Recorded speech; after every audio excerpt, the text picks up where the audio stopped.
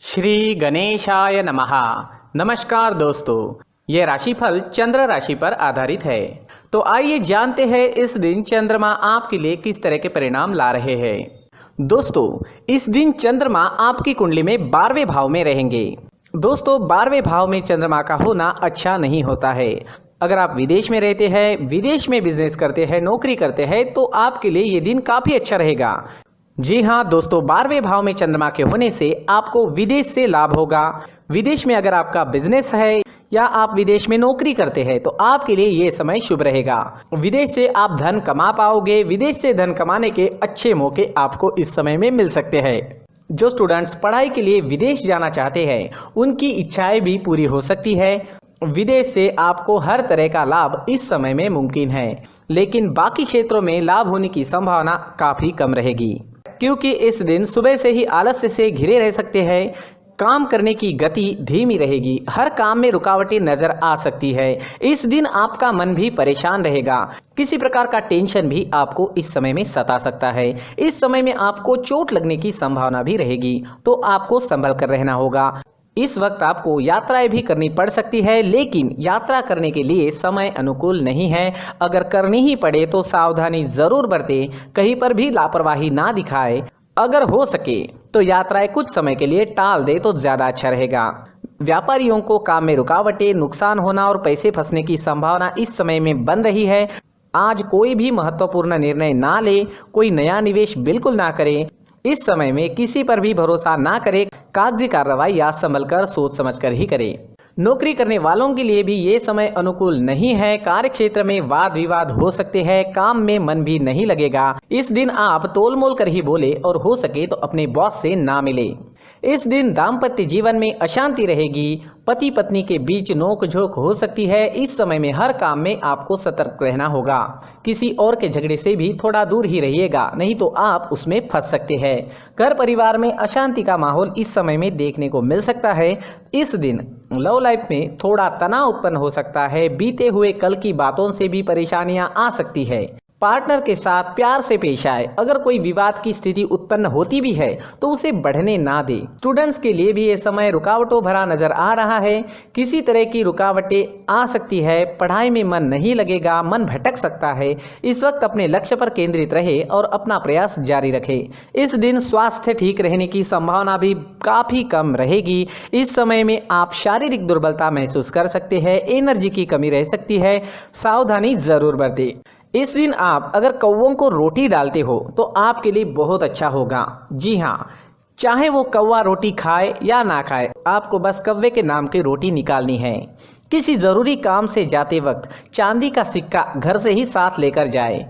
अगर कोई ज़रूरी काम इस वक्त करना ही पड़े तो ये उपाय ज़रूर करें। और अपने माथे पर अगर आप चंदन या केसर का तिलक लगाते हैं तो शांति बनी रहेगी। आपका मन शांत रहेगा, झगड़े फसाद नहीं होंगे।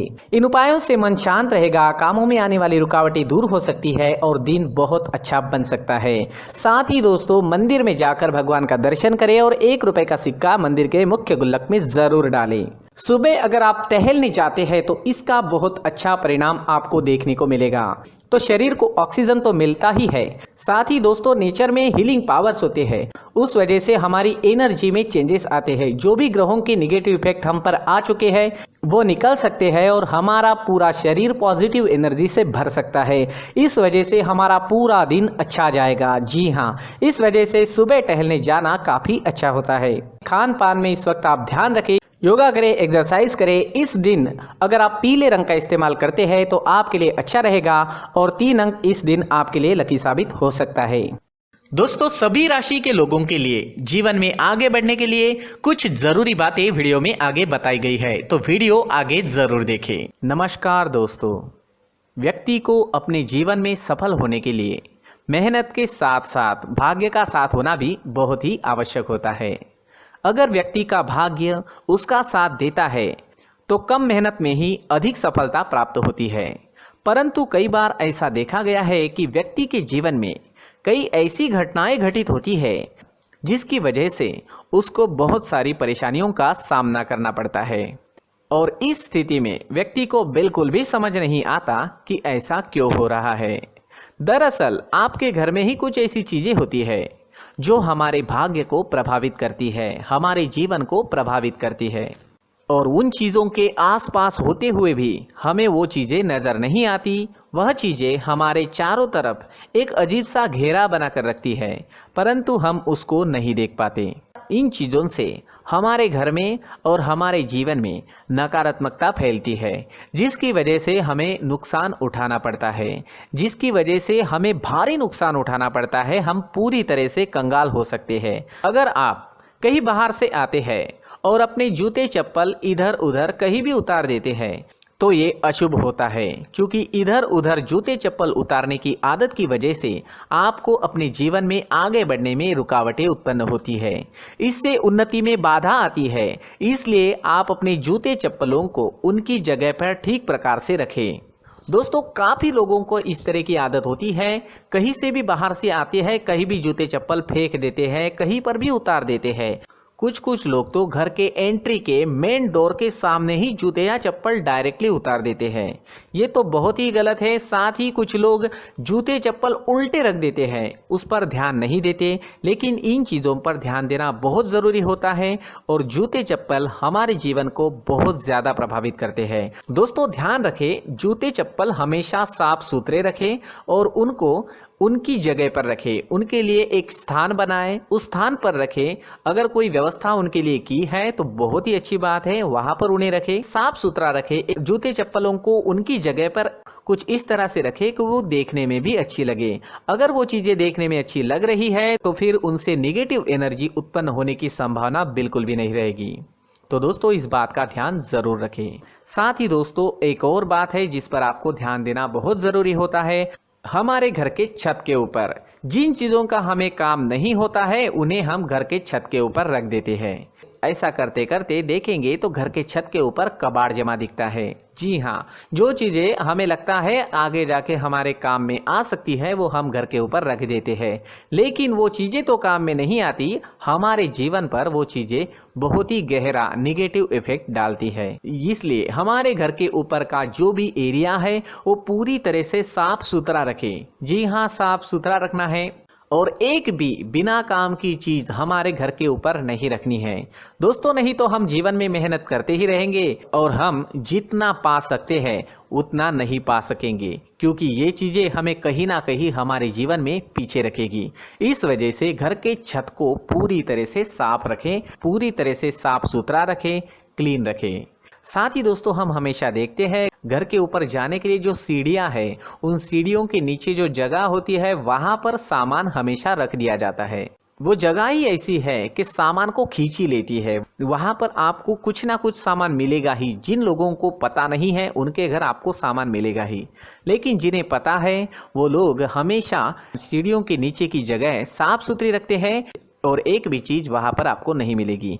क्योंकि अगर हम सीढ़ियों के नीचे सामान रखते हैं तो हमारी उन्नति होना बहुत ही मुश्किल है।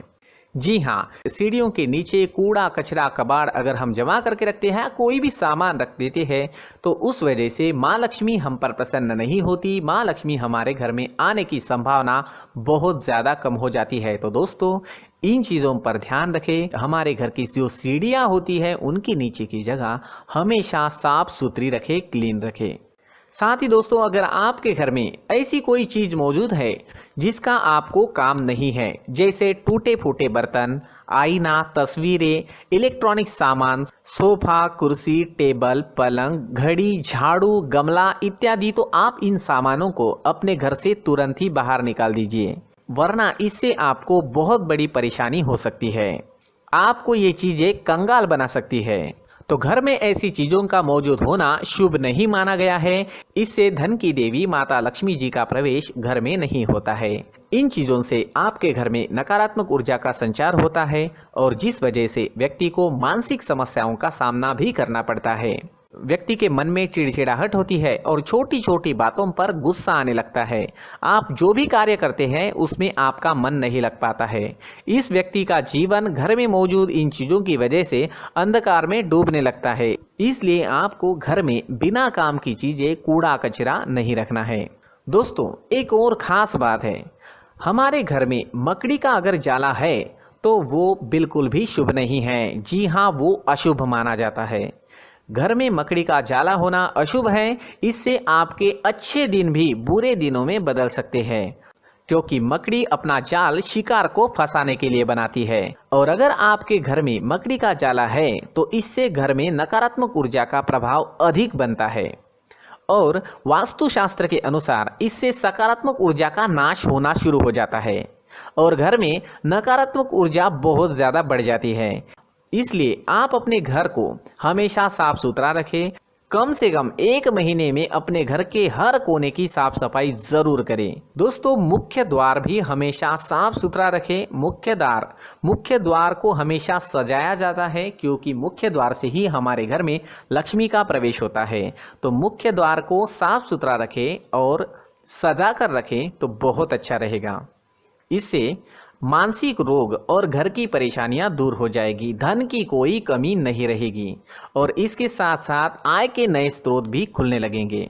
इसी के साथ और कुछ चीज़ें हैं, जैसे टूटी फूटी जो भगवान की मूर्तियां होती है वो हमारे घर में नहीं रखनी चाहिए।